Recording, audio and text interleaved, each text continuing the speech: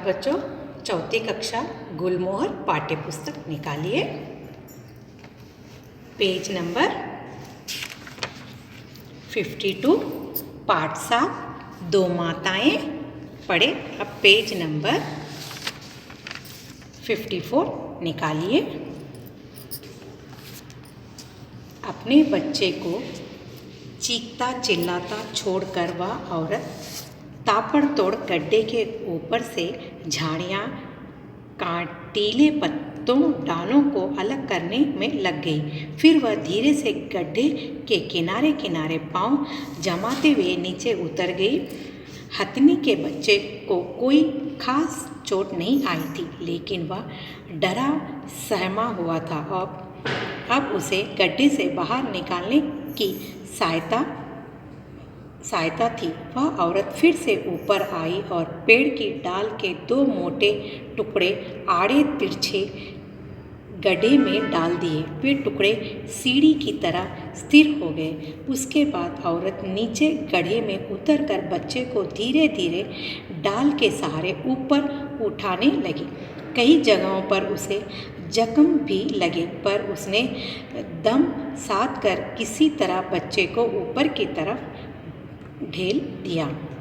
यहाँ पर देखो बच्चों, अपने बच्चे को चीखता चिल्लाता छोड़कर, जो बच्चे को, अपने शिशु को छोड़कर हाथी के बच्चे को बचाने के लिए मुखिया की बीबी ने क्या किया, गड्ढे के ऊपर जो कांटीले पत्ते, जो घास डाले थे ना, वो सब हटा के उसको क्लियर करके उसमें क्या करी, दो लकड़ी के मोटे टुकड़े लाके सीढ़ी की तरह स्थिर कर दी।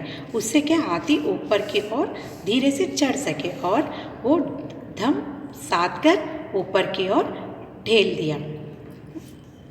ये दम साध कर तो सांस रोककर किसी तरह बच्चे को ऊपर की तरफ ढेल दिया। उतना मेहनत करके ऊपर ढेल दिया। ऊपर से हथनी ने अपने बच्चे को सूंड में लपेटकर खींचा। बच्चा ऊपर आ गया। तब तक भोर हो चुकी थी। हाथियों के दल को भगाकर मुखिया गांव के अन्य आदमियों के साथ जब घर लौटा तो बाघ के पंजों के निशान देखकर दंग रह गया। उसे समझने में देर नहीं लगी। डोली, रस्सी, कुदाली के बर्छा लेकर कई आदमियों के साथ वह जंगल में घुसा। जंगल में पहुंचते ही वे दृश्य सामने आया। उसे देख वे सब अवाक रह गए। हथनी का बच्चा अपनी माँ हथनी से चिपका खड़ा था। माँ हथनी अपनी सूंड बच्चे के शरीर पर फेरकर उसे प्यार कर रही थी। उसी जगह उसकी स्त्री भी अपने बच्चे को सीने से लगाए बैठी थी। यहाँ पर देखो बच्चों, जैसे मुखिया को पता चला रात हो गई, घर आने पर देख के दंग रह गया, वो चकित रह गया। किसके लिए? ये बाघ के पंजों के निशान, बाघ के पैर के निशान देख के दंग रह गया। और वे सब गांव वालों को क्या करा, कुर्सा, जो कुल्हाड़ी है, वो मारने के हथियार रहते, वो लेके जंगल की ओर भागे। लेकिन जब जंगल की ओर पहुँचते ही वहाँ का दृश्य, वहाँ का वातावरण देख के, दृश्य देख के वे अवाक रह गए। जैसे सूंड में क्या करा, हाथी अपने बच्चे को प्यार कर रहा था और मुखिया की बीवी अपने बच्चे को छाती से लपट के प्यार कर रही थी, बैठी थी। हाथ के औजार, रस्सी आदि सब फेंककर गांव के लोग ने हाथ जोड़कर झुककर जंगल के देवता को प्रणाम किया। मुखिया की पत्नी बच्चे को गोद में लेकर खड़ी हुई। हथनी अपने बच्चे के साथ जंगल की तरफ चली गई।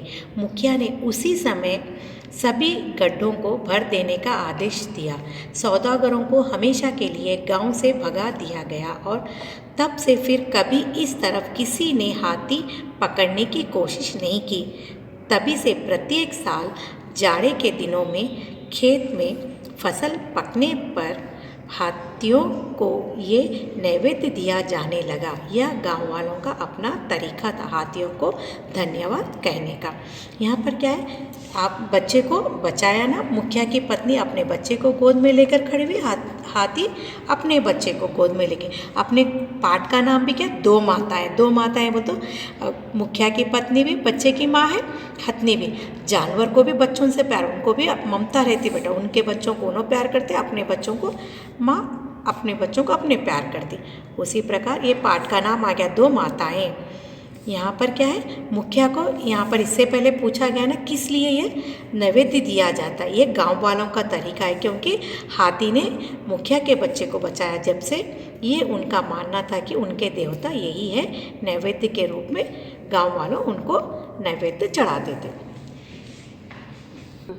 लीला मजमूदार ने लिखा। ये पाठ को आप अच्छे से दोहराइए।